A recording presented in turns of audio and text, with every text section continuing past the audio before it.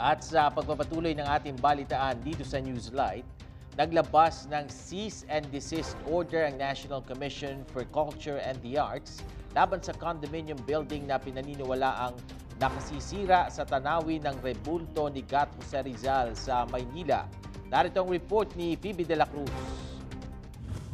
Naglabas na ng cease and desist order ang National Commission for Culture and the Arts para sa pagpapatigil ng konstruksyon ng Torre de Manila na binansagan sa social media na pambansang photobomber.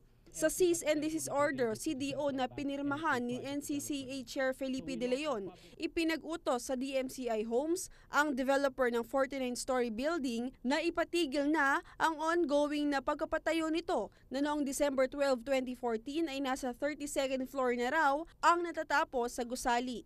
Epektibo ang CDO hanggang wala pang formal na desisyon ng NCCA kung kinakailangan bang tuluyang ipatanggal o ipagiba ang Torre de Manila. Nilinaw ng komisyon na kung hindi tutugon ng DMCI sa order na ito ay maaari silang makasuhan bilang paglabag sa National Cultural Heritage Act of 2009 na nagbibigay ng kapangyarihan sa NCCA na ipatigil ang anumang konstruksyon na maaaring makaapekto sa physical integrity ng mga cultural treasures ng bansa, kabilang na ang Rizal Park. Inihain ng CDO kahit hindi pa man naglalabas ng desisyon ng Korte Suprema tungkol sa inihain ng mga kontra sa pagpapatayo ng Torre de Manila, kabilang na ang mga heritage advocates at Knights of Rizal.